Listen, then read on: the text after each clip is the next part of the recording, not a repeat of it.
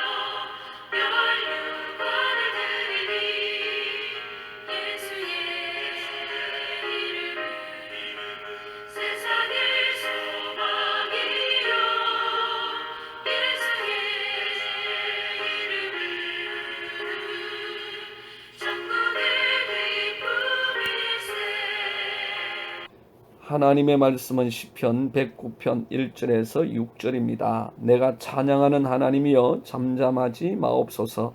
그들이 악한 입과 거짓된 입을 열어 나를 치며 속이는 혀로 내게 말하며 또 미워하는 말로 나를 두르고 까닭 없이 나를 공격하였음이니이다. 나는 사랑하나 그들은 도리어 나를 대적하니 나는 기도할 뿐이라. 그들이 악으로 나의 선을 갚으며 미워함으로 나의 사랑을 갚아사오니 악인이 그를 다스리게 하시며 사탄이 그의 오른쪽에 서게 하소서. 아멘. 교회도 열심히 다녔고 꿈을 위해 열심히도 살았는데 그런데 주에게 왜 이러시는 거죠? 이 고백은 10여 년 전 녹내장 판정으로 실명이란 아픔을 당했던 김상화 성도가 눈물을 흘리며 하나님께 드렸던 질문입니다. 20대 중반의 나이에 영문과를 졸업한 그녀는 낮에는 일을 하고 밤에는 공부를 하며 변리사 시험을 준비하는 중이었습니다. 정말로 그녀는 누구보다도 더 열심히 살았고 최선을 다해서 살았습니다. 그러나 녹내장으로 점차 시력을 잃어가게 되었고 그녀의 모든 것은 무너지기 시작했습니다. 육신의 빛을 잃은 그녀는 어느 날 믿는 사람이라고 고난이 없는 것이 아니다. 다만 그 고난 중에도 기뻐하고 평안할 수 있는 것이 차이점이다 라는 것을 깨닫게 되어집니다. 이날을 그녀는 육신의 빛은 잃었지만 영혼의 빛을 찾은 날이라고 말합니다. 그녀는 즉시 점자를 배우기 시작했고 임용고시에 합격해 인천의 한 중학교에서 아이들에게 영어를 가르치고 있습니다. 앞이 보이지 않음에도 프로젝터를 이용해 영문법 강의를 하고 칠판에 적어가며 강의를 하는 선생님의 이 모습을 본 아이들은 누구나 할 수 있다는 이 선생님의 말이 정말 사실이라는 것을 선생님의 열정과 모습을 통해서 느껴가고 배우고 있습니다. 하나님을 진정으로 만난 사람은 어떠한 환경 가운데서도 흔들리지 않고 굳게 서서 새로운 삶을 살게 됩니다. 김상화 성도가 끝이라고 생각했던 그 실명은 사실 새로운 시작을 위한 하나님의 섭리였습니다. 어떠한 일이라도 그 모든 것이 우연이 아니라 철저하게 하나님의 섭리임을 믿고 신실하신 하나님께 삶을 의탁하며 믿음으로 한 걸음 한 걸음 나아갈 때 내 삶에는 반드시 새로운 삶의 축복, 은혜와 영광이 더해집니다. 다윗은 하나님으로부터 하나님의 마음에 합한 사람이라는 영예를 얻은 특별한 사람이죠. 그리고 위대한 하나님의 역사에 존귀하게 쓰임받았던 사람이기도 합니다. 더욱이 온 인류를 향한 영원한 구원의 역사에 영광스럽게 쓰임을 받은 사람이죠. 그에 의해서 구세주 되신 예수님께서는 이 다윗의 자손으로 오셨습니다. 그렇다고 다윗의 삶은 꽃길만 있었던 것은 아닙니다. 오히려 많은 고난과 환난이 있었습니다. 20년 가까이 사울 왕으로부터 말할 수도 없는 핍박과 박해, 고난을 당했습니다. 많은 자녀들 사이에 있었던 분쟁, 그 분쟁으로 인하여 서로 미워하고 결국은 동생이 형을 살해하는 일, 아들의 반란으로 도망을 가는 처량한 아버지가 되기도 하였습니다. 수많은 대적들과 생명을 건 전쟁의 삶이 다윗의 삶이었습니다. 또 바세바 사건은 어떻습니까? 한 여인에게 마음이 빼앗겨 신실한 신하를 사지로 몰아넣었던 왕, 그가 다윗입니다.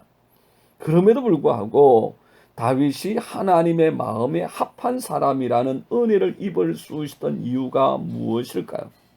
세상의 기준으로 바라보면 정말 있을 수 없는 일인 것 같은데 무엇이 하나님의 마음을 그렇게 기쁘시게 해드렸고 하나님은 무엇을 보고 그렇게 즐거워하셨을까요? 그것은 다윗의 삶의 태도였습니다. 자신의 연약함을 늘 인정하고 하나님만 의지하는 삶, 오로지 하나님만 바라보는 삶, 그것이 다윗의 삶이었습니다. 왕이 되었어도 그는 자신이 왕이 아니라 하나님께서 왕이시고 그는 하나님의 대리 통치자임을 자처하며 그의 삶과 그의 나라의 왕으로 하나님을 모셨습니다. 그렇게 그의 모든 삶의 생각과 태도는 오직 하나님의 뜻을 이루는 데 있었습니다. 오늘 본문은 그의 삶에 있었던 고난과 환난, 애매히 당하는 핍박의 삶에서 보여주는 그의 참 신앙의 모습입니다. 악한 자들이 온갖 악한 입과 거짓된 입 그리고 속이는 혀 미워하는 말로 인정사정 없이 공격합니다. 그들은 다윗의 순수한 사랑과 선을 왜곡하고 악과 미움으로 바꾸어서 다윗을 대적합니다. 그들이 그렇게 다윗을 공격하고 비난하며 조롱하는 데는 사실 아무런 이유가 없습니다. 아무런 까닭이 없습니다. 차라리 자신의 잘못 때문에 그렇게 고난을 당하고 비판을 받는 것이라면 참을 수 있고 견딜 수 있겠는데 그의 잘못 때문이 아닙니다. 아무런 이유 없이 정당한 까닭 없이 당하는 고난입니다. 이때 다윗은 4절 말씀에 나는 사랑하나 그들은 도리어 나를 대적하니 나는 기도할 뿐이라 고백합니다. 나는 기도할 뿐이라. 그렇습니다. 다윗은 하나님께 기도했습니다. 하나님께만 의뢰하고 의지하였습니다. 하나님께만 토로하였습니다. 하나님께만 구하였습니다. 그의 삶에 하나님이 첫째였고 하나님이 전부였습니다. 이것이 다윗의 삶의 특징이었고 그의 태도였습니다. 사람이 아니었습니다. 세상이 아니었습니다. 오직 그는 하나님에게만 아뢰고 하나님께만 구하고 하나님께만 간구하고 하나님께만 의탁하였습니다. 모든 문제의 해답은 하나님이십니다. 사람은 해답이 될 수가 없습니다. 오히려 더 꼬여지게 합니다. 더 힘들게 합니다. 더 어렵게 합니다. 그러나 하나님은 모든 문제의 해답이시며 모든 문제의 해결자이십니다. 오늘 우리도 다윗처럼 하나님만 의지하고 그분을 의뢰하며 하나님만을 구하는 삶을 통하여서 기도하는 삶을 통하여서 하나님의 뜻을 이루고 승리의 삶을 살아갈 수 있기를 주님의 이름으로 축복합니다. 기도하겠습니다. 참 좋으신 하나님 감사합니다. 우리가 하나님 아닌 세상과 사람을 의지하며 살아왔던 삶을 고백합니다. 더 꼬여지고 더 심각해지고 더 아파지고 더 고난당했던 아픔의 삶을 주님이 아십니다. 이제 다윗처럼 내 첫째도 하나님, 전부가 하나님 되어지는 삶을 살아갈 수 있도록 역사하여 주셔서 오직 하나님 안에서 하나님으로 기도로 승리의 삶을 살아갈 수 있도록 축복하여 주옵소서. 예수님 이름으로 기도드리옵나이다. 아멘. 함께하는 기도 제목입니다. 첫 번째, 하나님 세상, 사람 의지하지 않게 하시고 하나님만 의지하는 삶이 되게 하옵소서.